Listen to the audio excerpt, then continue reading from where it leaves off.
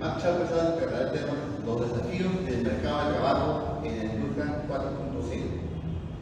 Mi compañero Max Chao Casal es egresado de la Facultad de Derecho de la Universidad Nacional Mayor de San Marcos.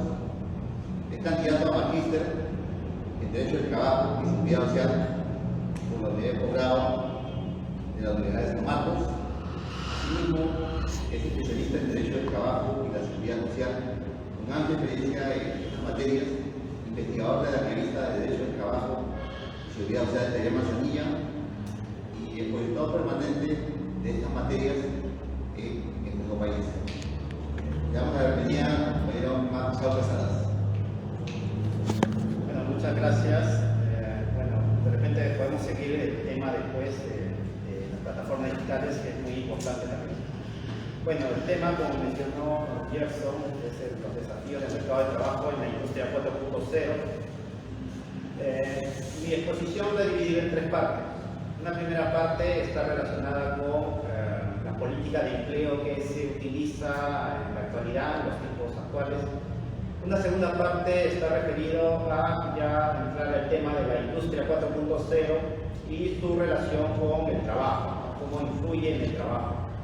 Y finalmente una tercera parte está referida a los planteamientos que deberíamos tener en cuenta para fortalecer el empleo en estos tiempos de industria 4.0.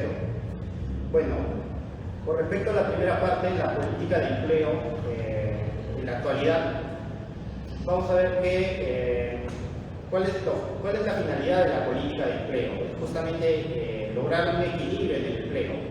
¿Qué es el equilibrio en el empleo?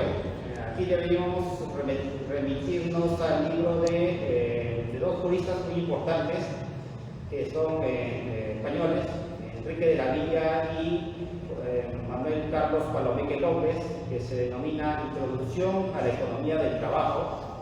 Más o menos es de la década de los 70, y ya tiene muchas ediciones. Este libro es muy importante y va a definir el equilibrio del empleo como el resultado de la adaptación de la oferta de trabajo, es decir, la fuerza de trabajo o la población activa, esa adaptación de esa fuerza de trabajo a la demanda ocupacional o la demanda de trabajo. Entonces, para lograr un equilibrio se necesita entonces de una política que incida directamente en esta cuestión. Entonces, la OCDE también ha hecho una división muy importante de la política de empleo, que es muy conocida, muy utilizada, que es la política de empleo activa y una política de empleo pasiva. La política de empleo pasiva está relacionada con garantizar unos ingresos a quienes no cuenten con un empleo vigente. En este caso estamos hablando del seguro de desempleo, básicamente. El caso de la política de empleo activa ya se refiere directamente a incidir en el funcionamiento del mercado de trabajo. Entonces, estas políticas, tanto activa como pasiva, deben integrarse, no son, digamos, excluyentes. Con respecto a la política pasiva de empleo, que es básicamente el seguro de desempleo, ha tenido dos importantes críticas, ¿no? La primera de ellas es que esta política de asegurar ingresos a los desempleados desincentiva la búsqueda de empleo de aquellos que perciben estas remuneraciones o este ingreso. Otra segunda crítica que se le hace a estas políticas pasivas de empleo es que genera un gasto en la seguridad social. Pero señala José Luis Monereo Pérez, también un jurista español muy importante, que las políticas pasivas de empleo han sido muy importantes en los hechos, porque han mantenido el nivel de gastos, digamos, de la población, ha ayudado a enfrentar, digamos, las crisis económicas, ya que las personas tienen un ingreso a pesar de caer en el desempleo. Entonces, estas políticas pasivas de de empleo son importantes y también debe ser integrado con las políticas activas de empleo, ¿no? Con la formación laboral, digamos, con las instituciones públicas para, digamos, localizar un puesto de trabajo a las personas, entre otros. Bueno, con respecto al desempleo, es importante también mencionar un concepto que extraigo de este libro importante de La Villa y Palomeque, que el desempleo, señalan ellos, que es una situación que se encuentra la población activa no ocupada. Se presenta como una noción residual, es decir, la situación de no empleo o de falta de empleo. Otra definición importante sobre el desempleo, lo recojo también del doctor Luis Monereo Pérez, que va a señalar que es la situación de la persona que, a pesar que tiene la actitud para conseguir un trabajo, a pesar de que tiene la voluntad también de trabajar, en los planos de los hechos no consigue el trabajo. Entonces hay dos elementos aquí. Un elemento, digamos, subjetivo, que es esta capacidad de la persona de trabajar y también la voluntad de trabajar. Y un elemento, digamos, objetivo, que es esta persona no consigue un trabajo, la dificultad de conseguir un trabajo. Entonces aquí tenemos una definición muy concreta de lo que es el desempleo, que es justamente la capacidad que tiene una persona de encontrar un trabajo, la voluntad, pero que en la práctica no consigue el empleo. Podemos ver el desempleo desde tres puntos de vista, como una situación de riesgo, ¿no? En primer lugar, según la política social, podemos ver el desempleo como una situación que puede generar una gran miseria a un gran sector social. Y esta miseria también puede generar, digamos, desórdenes sociales que pueden traducirse también en desórdenes políticos. Otro segundo punto de vista con respecto a los riesgos de desempleo lo podemos ubicar desde el punto de vista económico. Desde el punto de vista económico, el desempleo básicamente podemos verlo como la situación de una gran cantidad de mano de obra que no se encuentra activa. Entonces eso se traduce también en una menor producción, una menor renta nacional, según el país que se encuentre. Y finalmente, también hay un riesgo desde un punto de vista de la propia protección social, de los instrumentos de protección social. Entonces, desde este punto de vista, vamos a ver que genera un gran riesgo porque existen menos cotizaciones para poder cubrir los riesgos sociales. Entonces, bueno, hay diversos tipos de desempleo, desempleo estacional, según, digamos, el cambio de clima, el desempleo coyuntural o cíclico, desempleo tecnológico, también por la implementación de nuevas tecnologías, el desempleo friccional, desempleo producido por cambio de actividad o lugar de prestación de labores, el desempleo estructural, que es básicamente el desempleo que se desarrolla por la propia, digamos, dinámica económica de los países, ¿no? Que es ya, digamos, continuo. Básicamente, para enfrentar el desempleo se han presentado dos grandes teorías. La primera teoría es la teoría tradicional, que es la teoría neoclásica, que mayormente conocemos, en el cual se señala que el mercado no debe ser regulado, y porque este mercado se regula de manera, digamos, natural, donde la propia oferta de trabajo genera su propia demanda de trabajo. Sin embargo, esta teoría no ha podido explicar por qué existe tanto desempleo y tan largo tiempo a través de nuestra historia reciente. La segunda teoría importante también para enfrentar el desempleo, la segunda teoría económica, es la teoría keynesiana. La teoría keynesiana básicamente hace referencia a que hay desempleo porque hay una insuficiencia en la demanda efectiva de productos y bienes. Entonces, no hay muchos bienes en el mercado y por eso digamos que no existe esa capacidad para comprar. Entonces, lo que señala Keynes es que debe generarse por parte del órgano público mayor capacidad de gasto en las personas, ¿no? Ya sea a través de, por ejemplo, el seguro de desempleo, a través de incentivos en la inversión, fomento de obras públicas, fomentar obras públicas para que las personas tengan mayores ingresos y puedan también gastar.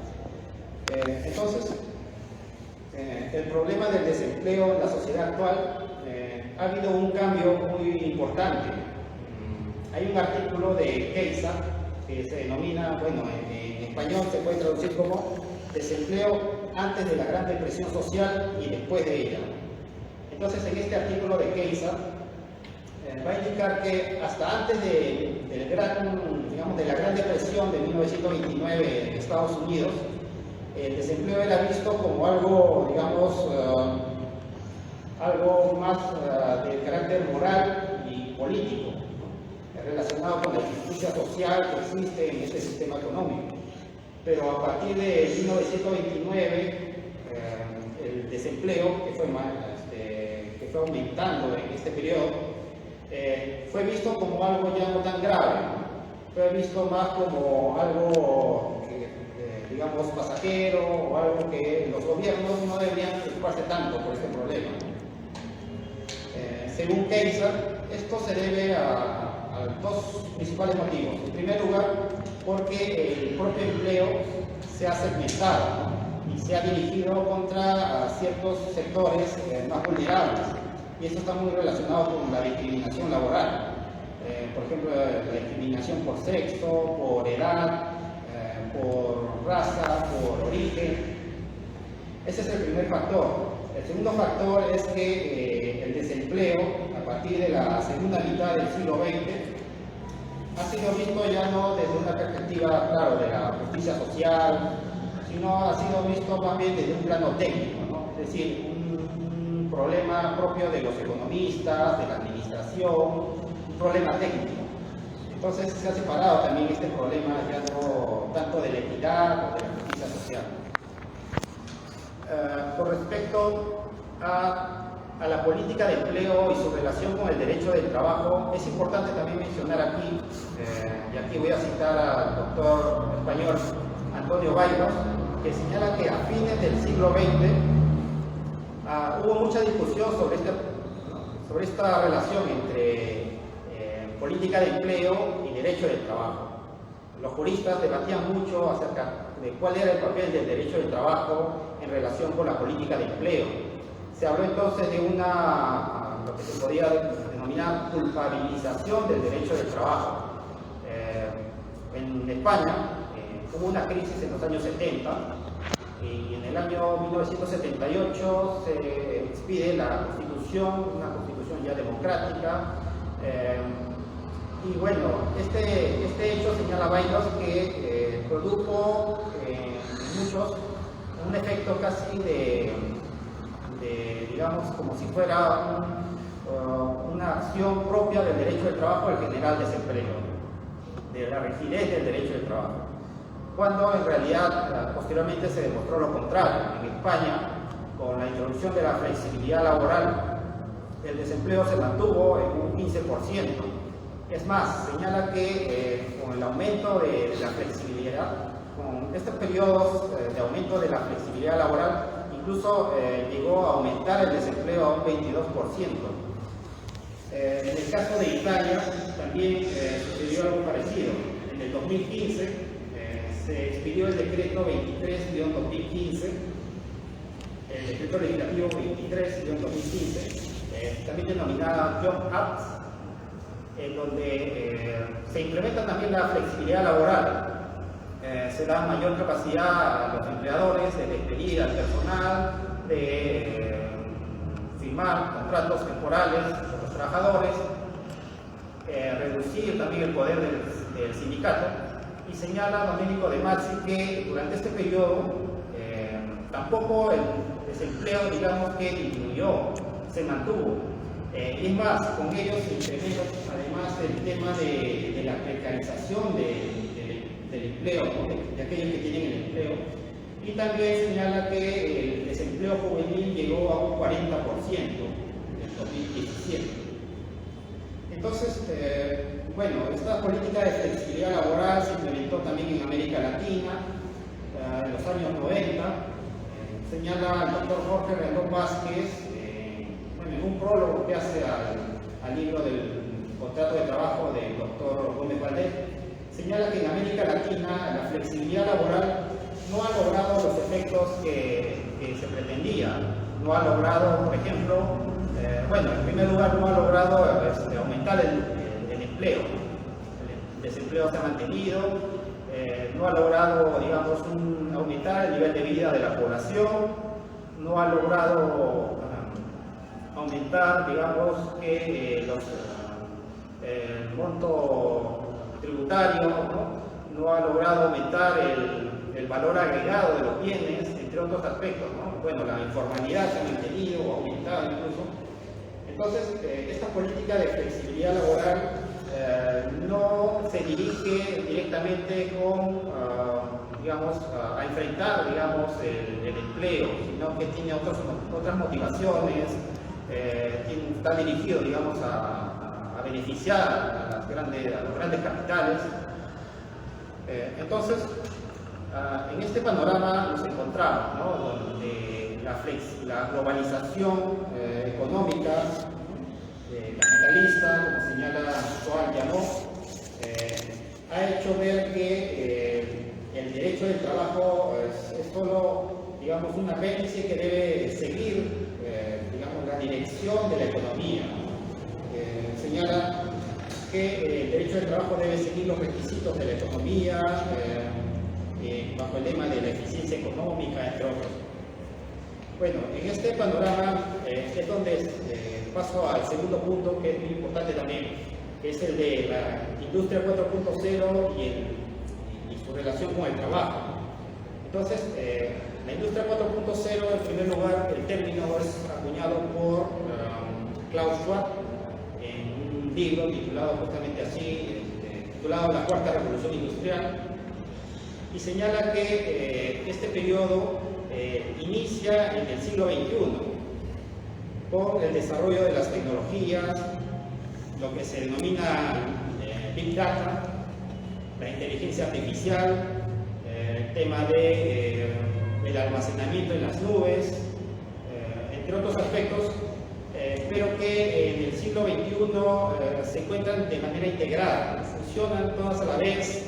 Y en cuanto a las industrias, estas industrias ya no van a ser las industrias propias del siglo XX, como del Taylorismo y del Fordismo, ¿no? Las industrias de masas, sino que la industria del siglo XXI es una industria individualizada. Los productos van a ser dirigidos a aquellos consumidores de manera individual, según sus gustos.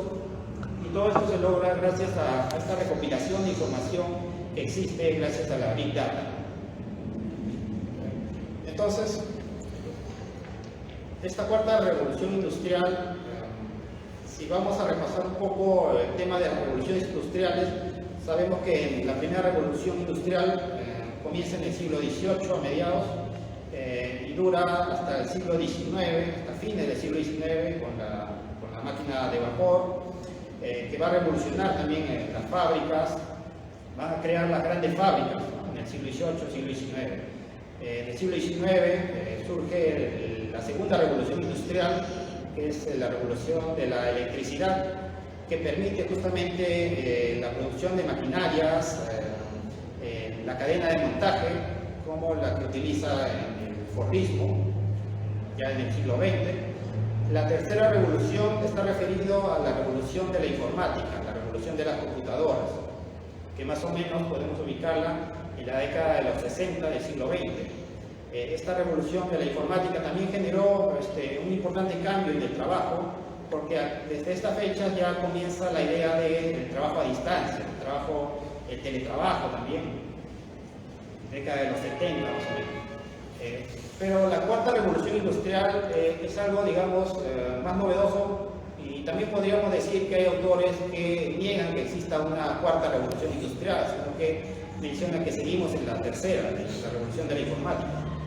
Pero la cuarta revolución industrial, como he referido, está señalado con el tema de la Big Data, la inteligencia artificial y un amplio desarrollo de la informática, que es muy diferente al desarrollo anterior del siglo XX. Por ejemplo, el Internet, hasta antes de la década de los 90, el Internet era simplemente de manera dirigida, de manera unidireccional, ¿no? Entonces, aquella persona solamente recogía información del Internet. Pero en el siglo XXI el Internet ya, digamos, que se desarrolla y tiene, digamos, nuevas capacidades para interactuar, para hacer interactuar a las personas. Entonces hay todo un desarrollo en esto y se extiende también el tema del teletrabajo y sobre todo repercute mucho en el trabajo cuando nos referimos, por ejemplo, al tema de las plataformas digitales, como señalaba el primer ponente, porque va a generar una precariedad en el trabajo, que según algunos autores, esta precariedad nos remite a la precariedad que existía en el siglo XIX, con contratos de trabajo de carácter civil, con, digamos, trabajos extenuantes desde la mañana hasta la noche, de 10 horas, 12 horas. Entonces, estamos viviendo, digamos, una situación muy grave, sobre todo para los países, digamos, del hemisferio sur, o también denominados países de la periferia del capitalismo, donde, digamos, que la centralidad de estos países tienen, digamos, el dominio tecnológico, ¿no? Se desarrollan grandes avances tecnológicos, básicamente se benefician aquellos que dominan esta información y digamos que la periferia de este desarrollo tecnológico son los que más van a sufrir. Así vemos, por ejemplo, en el caso de la extracción de minerales para poder desarrollar estas tecnologías, ¿no? Vemos cómo los trabajadores que extraen estos minerales son sobreexplotados, muchos de ellos tercerizados. Otro aspecto, por ejemplo, en el caso del armado de las nuevas tecnologías, ¿quiénes son las personas que arman estas nuevas tecnologías? Son personas que tienen escasos, digamos, derechos laborales. Tenemos el caso, de ejemplo, de China, el caso de Foxconn. Foxconn es una empresa que tiene por finalidad armar estos aparatos de la empresa Apple, pero que tienen contratos muy precarios y más o menos en el año 2013 se presentaron una serie de suicidios en estas empresas, ¿no? Tanto es así que la misma empresa señaló a los trabajadores que deberían firmar un contrato con una cláusula de que no se van a suicidar. E incluso también comenzaron a poner mallas en la misma empresa, ¿no? Para evitar estos suicidios. Entonces tenemos un mundo, digamos así, casi bipolar, donde un grupo se beneficia de estas altas tecnologías, pero que alrededor de este ámbito altamente tecnológico tenemos toda una precariedad laboral. Otro aspecto importante, muchos autores, sociólogos, señalaban que el fin del trabajo, que gracias a la tecnología se iba a acabar el trabajo. Por ejemplo, tenemos un libro de Jeremy Rifkin, que justamente se llama así, ¿no? El fin del trabajo, que con las nuevas tecnologías se va a acabar el trabajo. Pero refutando esto, el doctor Ricardo Antunes, sociólogo del trabajo brasileño, menciona que en realidad no es que se va a acabar el trabajo para las personas, sino que el trabajo va a ser muy precario. Y es justamente lo que estamos viviendo actualmente. También se señalaba que con este fin del trabajo iba a acabar también la clase proletaria. Por ejemplo, hay un libro de André Gorz que se denomina Adiós al proletario. Justamente también este libro es refutado por Ricardo Antunes en otro libro que él tiene que se denomina Adiós al trabajo, con una pregunta, ¿no? Con un signo de interrogación. que es digamos, un libro que le dio el acceso a la cátedra de Sociología del Trabajo. En esta obra señala justamente Ricardo Antunes que la clase trabajadora no va a desaparecer por el hecho de las tecnologías, sino que van a ser muy precarias. Pero también discute, digamos, esta noción del precariado standing. Standing también mencionó que se va a crear una nueva clase que se denomina el precariado, justamente por el tema tecnológico, con aquellas personas con contratos temporales. Sin embargo, debemos decir aquí que, junto con Ricardo Antunes, que no es que se trate de una nueva clase de trabajadores. Lo que pasa es que se trata de un segmento de la misma clase que vive del trabajo.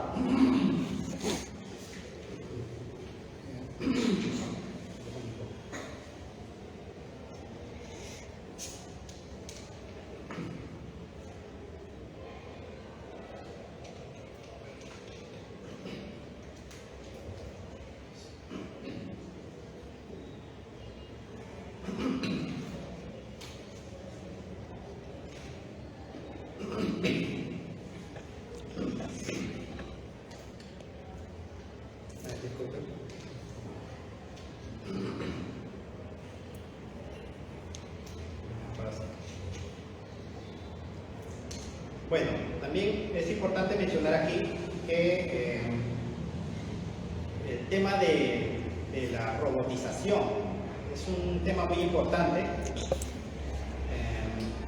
Hay dos posiciones contrarias con respecto a la robotización o la inteligencia artificial en general.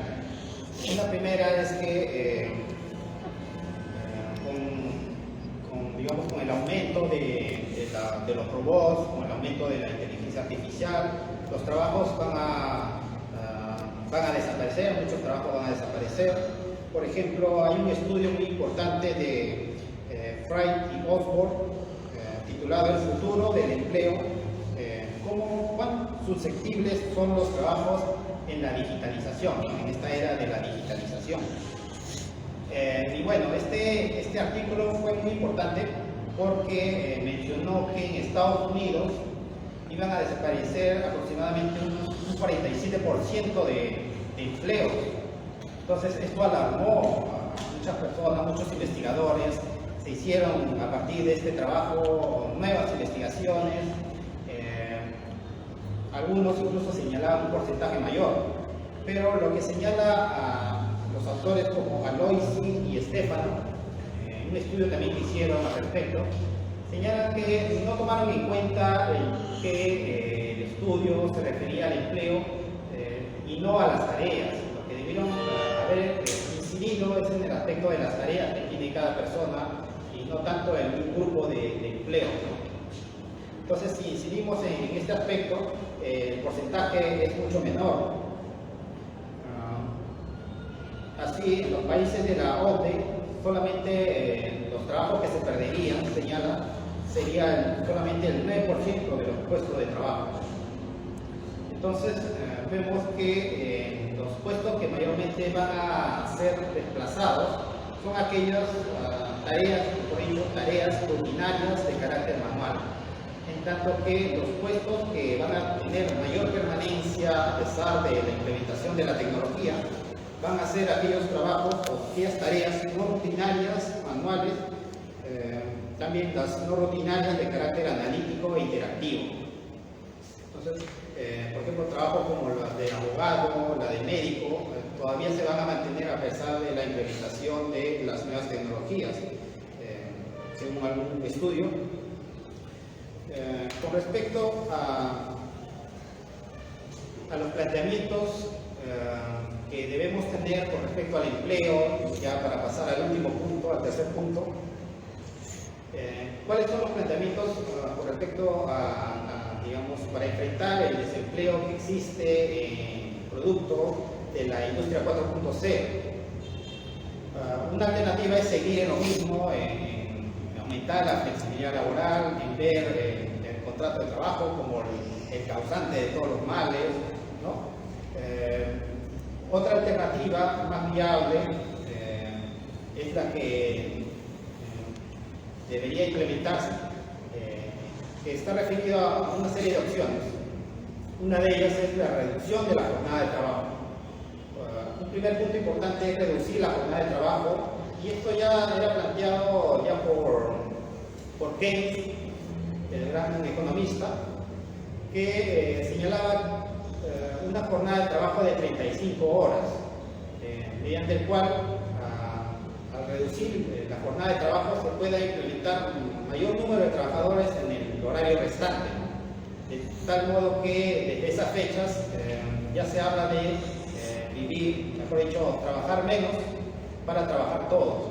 Entonces esta gran frase se vuelve a señalar constantemente, incluso en los muchos colectivos, ¿no?